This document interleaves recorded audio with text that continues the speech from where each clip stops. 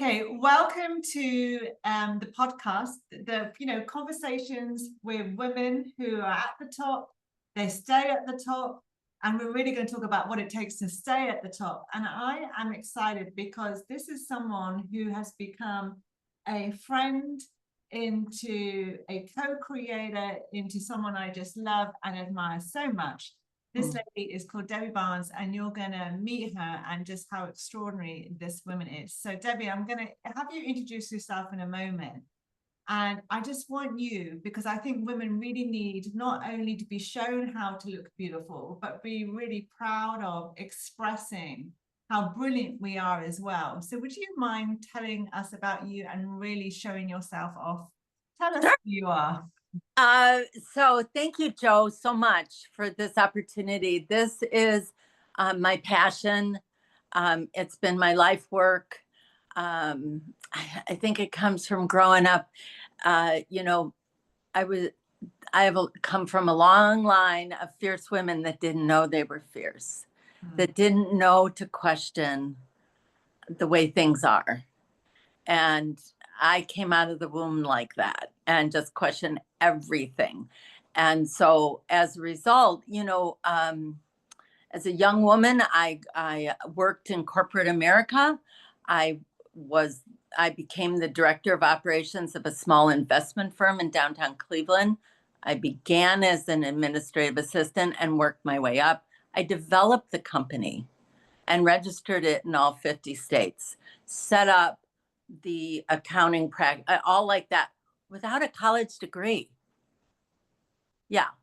I got my securities license and my real estate license in the process, but none of it was fulfilling. It was very draining, and I came up with a word to describe it, being corpified, like the red oak trees that turn into stone. That's what happens to women in business. Yeah, void of emotion and feeling. And that's our superpower, really. And so the company was going broke. They terminated my position. I asked them to. And I began looking for a better opportunity. And the three things I was looking for is flexible hours, flexible income, and to be associated with positive people. And I ran into a woman driving the pink Cadillac, one of those random moments like you and I met. And I said to her, I'm thinking about doing something like this, but I don't know if I'm hungry enough. And I was on unemployment, but see, I was still wrapped tight in the things they tell you that are important. Business cards and power meetings and well-heeled societies and all those things. And I was like, I don't know if this is for me. But I met dynamic professional business women. Eventually, I decided to go. And I found a home. One that supported me as a woman. And I was a young mom with a 5-year-old and a 3-year-old and a very unstable marriage. And I didn't know what my next step was, but I just knew that this could work.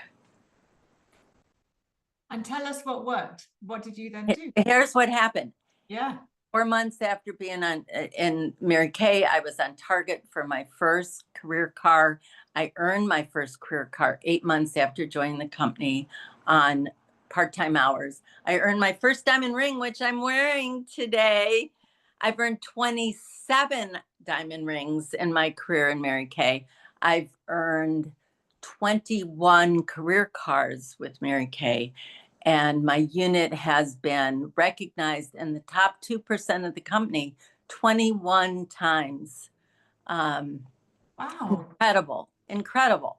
Did I know I could do all that? No. What I knew was that, and that's what I call it, being hot, humble, open, and teachable.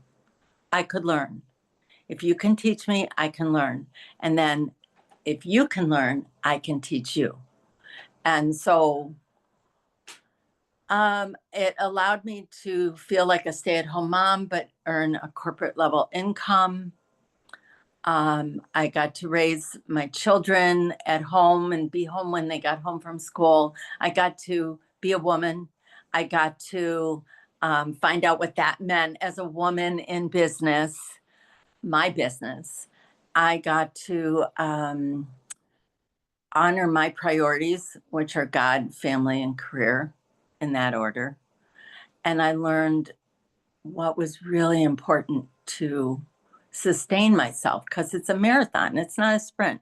You can do anything for a short period of time, throwing your arms in the air, but you can't wing it to the top, and you can't stay there if you don't do certain things that are really important to maintaining the woman that you are. So there's such gold, Debbie, in what you're saying. So I'm just gonna take a moment just to like pull some nuggets out of you, okay? Because what you're sharing is extraordinary.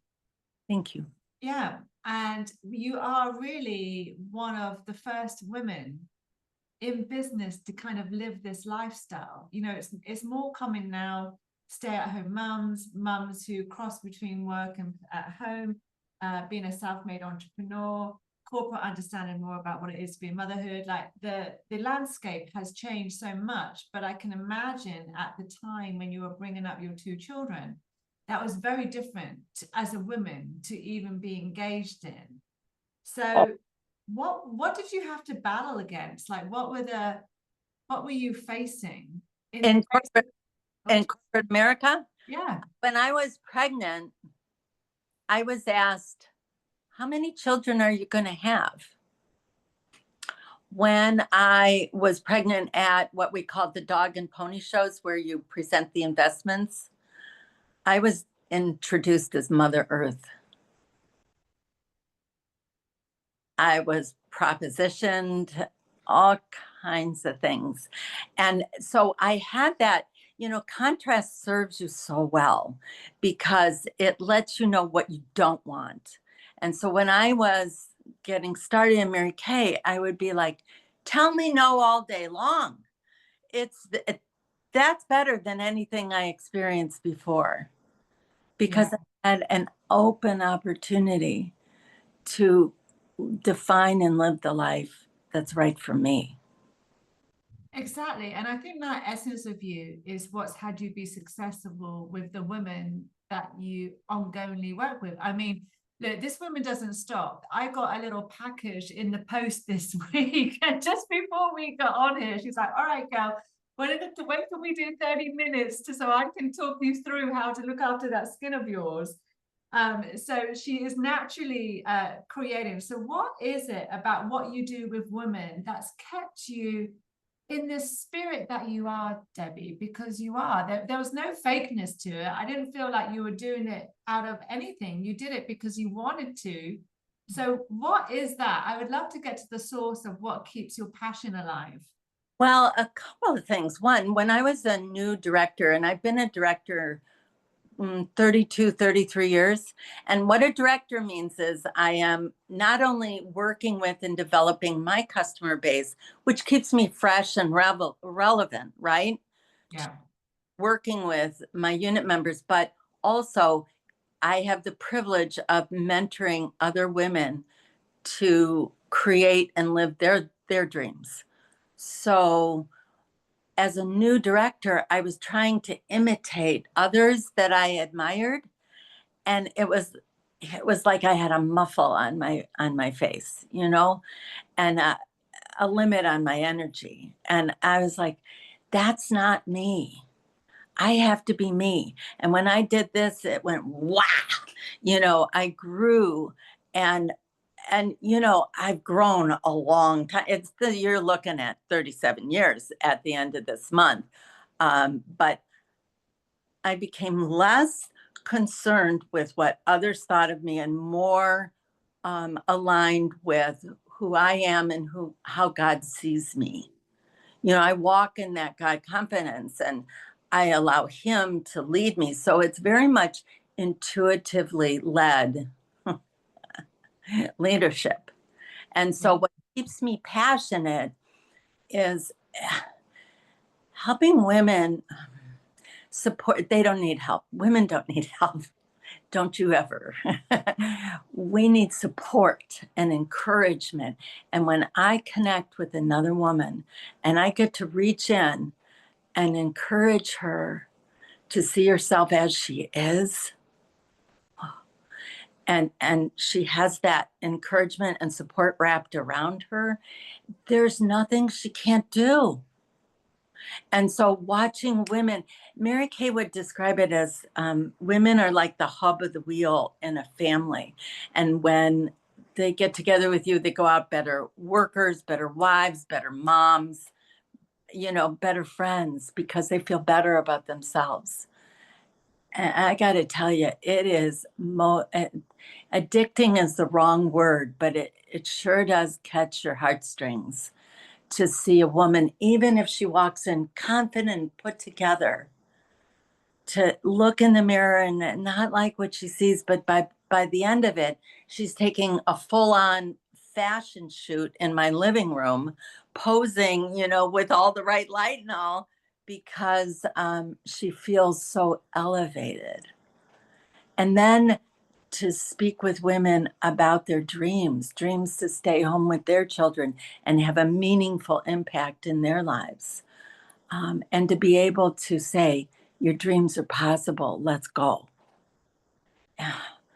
And it's not because I'm all this, I'm not. But when two or more gather, right, we're unstoppable. So you can see what made this woman and has this woman be successful. Okay, so now she has that passion and commitment is really what I hear. This lifelong commitment. That's not even your commitment. I really hear you being on your divine path, Debbie. If you can if we can go there for a second, right? 100%. Because you're obviously in such alignment with what you're creating that it probably doesn't even seem like work to you when you're with women. You're just doing what you love to do most. And I'm gonna create something here, because when I first started leading way back, and like 15-20 years ago, one of the first exercises we had to do was be with ourselves in the mirror, and lead to ourselves in the mirror. And I'll never forget it, I was living in the studio in New York with those 7-foot, those lean on the wall mirrors that were all the trend at the time. Everyone had these lean on the wall mirrors, like the modern big things, right? So I had a couch and a mirror. That's all I had in this studio. And this mirror, and my coach was saying to me, like, Joe, okay, we're going to do some work now. You've got to look yourself. You've got to be with, not just look, but be with yourself in the mirror. There's a train coming through and I can't do anything about it. Yes. It'll be gone in a minute, but it goes through here like it's delivering a heart to the Cleveland Clinic. So oh, that's your real train? Because I was like, in the mirror, there was a train coming through too. All my stuff. I was like, yeah, you're creating, girl. Train, perfect timing. So but there was literally all the layers of the layers of the layers of the layers of the layers of how I saw myself mentally, that I had to kind of get through. And when I first looked at myself in the mirror, and like to your point, starting to get women in relationship with themselves, not just to be with themselves, to fully see themselves and then really love who they see. The first time I did that, Debbie, I cried for like 4 hours, because the view I had of myself was so disempowering. Correct. That I couldn't even see what people see. Correct. And for years, I lived with me being ugly and not even anything. I just couldn't, and I don't have that about myself right now. Look, right. I'm not a model, but boy, have I got something going on. With that energy and that tenacity around me. But I couldn't see it. So I'm guessing that's what you do with women, is you get them for the first time, some of us, to see ourselves in such a way that it's transformational. 100%. And they don't know they're showing up at the table and getting all this. Yes. They're coming for a lipstick. They're coming for a moisturizer. Yeah. Oftentimes we've put the makeup on and she's cried it off because she's Yeah. connected with her soul. And Yeah. I live for that, and not for her to cry, but it sells more product, but that's not it. It's so that she leaves me better. And if we can do that with each human being, whether we're doing makeovers or not, Yeah. a simple compliment to someone you don't know changes their day. It does. It does. Now, I have a question for you, because even though you've been doing this for 30 years, you are still hot. You're still humble, open, and learning. No, is it? What is it? Hot? Humble, open, and teachable. That's it. Thank you. And and that's why I love you to pieces, because you're the forever student. You're a forever student. And you speak a lot about what you've learned from Mary Kay, because you work very much directly with her. Mm-hmm. What was that like for you? Because she's become such a brand now. The Mary Kay, the woman, was like, I've got goosebumps right now, was one of the most incredible women I've ever met. She would come on stage and in a very humble, unassuming way, she would say things like, you have exceeded all my expectations. And I know, and she'll say something like, and I know that you've just begun. And we're bawling our eyes out. But she was timeless. She believed in women. She believed that women would help to support that which they helped to create. She herself had experienced those things in corporate America. She was told, as she was training men to be her supervisor, and she was sharing her ideas, her creative ideas in the boardroom, she was told, there you go, Mary Kay, again, thinking like a woman. And she thought that it was really good to think like a woman. And she retired and sat down and made a list, contrast, of what she would do and not do in business. And the still small voice within said to her, then why don't you form that company? And that's how Mary Kay came about. It is. Oh, I just got chills around the whole thing. Because she's totally empowering you. It's not multi-level. It's direct to the customer, direct. And so we are responsible to teach our consultants. We get paid in paychecks of the heart and obviously commissions. But if you're not successful, we're not successful. It keeps it very pure. Yeah. Oh my gosh. There is such wisdom that you're carrying forward. Like, you are part of her legacy. Speaking to us. Thank you. And and it makes me want to cry when now that we're going there, right? I'm right there. Yeah. Because what she is speaking about is still there. Not as evident, but it's there. And if we as women, like, look, you're Tirtha women, you're listening in.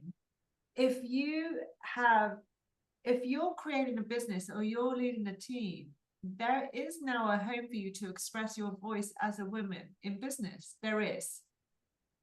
And I love what you're saying. It's like, write down everything in contrast, what you don't want, what you don't like, what doesn't work. In business, it's not about even being a man or woman. It's just being about just being a decent human being. 100%. And then how to bring that forth into work, into corporate, or into business. This goes way beyond a lipstick. Way beyond a lipstick. And Debbie, for women who are watching, because there's so much in you, you know what I mean?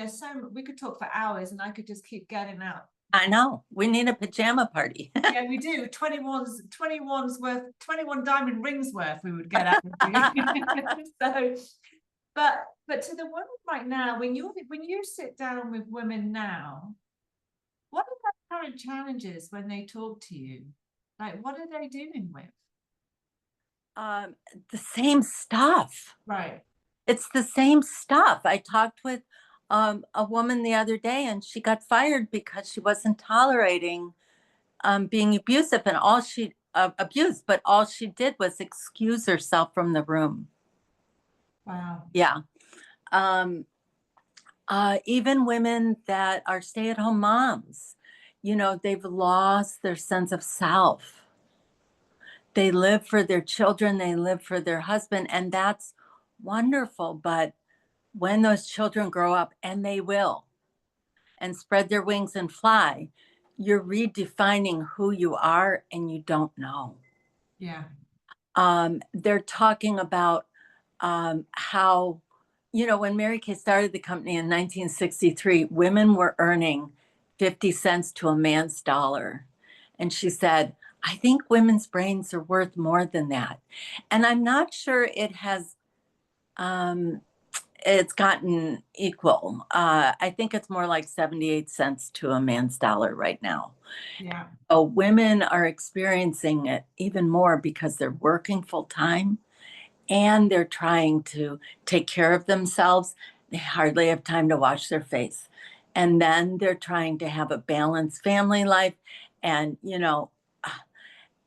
they're stretched so thin, and they need encouragement and support more than ever, more than ever. Awesome. So what would be the one piece of support you want to leave the listeners with?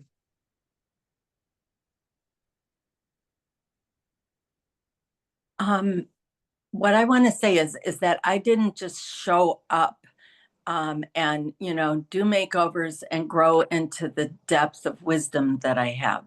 I worked to be in the rooms of those that were ahead of me so I could learn from them. I took notes.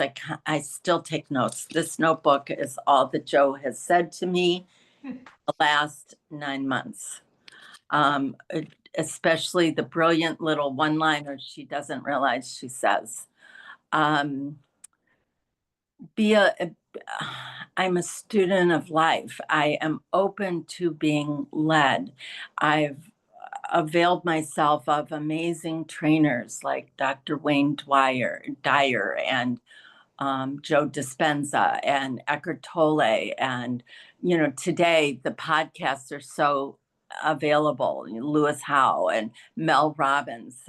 I've been listening to that interview, and Mel talks about giving yourself a high five in the mirror every morning. Yeah. Wow. I've been doing it. I like it. I'm running faster because I'm listening to this. So, to my statement to women would be to take care of yourself first, because you can't give away what you don't have. Learning how to love yourself and care for yourself then makes you available to loving others, especially your precious children, your spouse, your coworkers, your friends. Moving yourself up your own priority list. And it may feel selfish at first, but it's the most unselfish thing you'll ever do, because it gives you the love that you want to give to others. You give it to yourself first. Awesome. I am not saying another word. I'm going to leave it like there. Everyone, you got the words of wisdom straight from Debbie. Learn to love yourself first. Thanks, Debbie. You're welcome.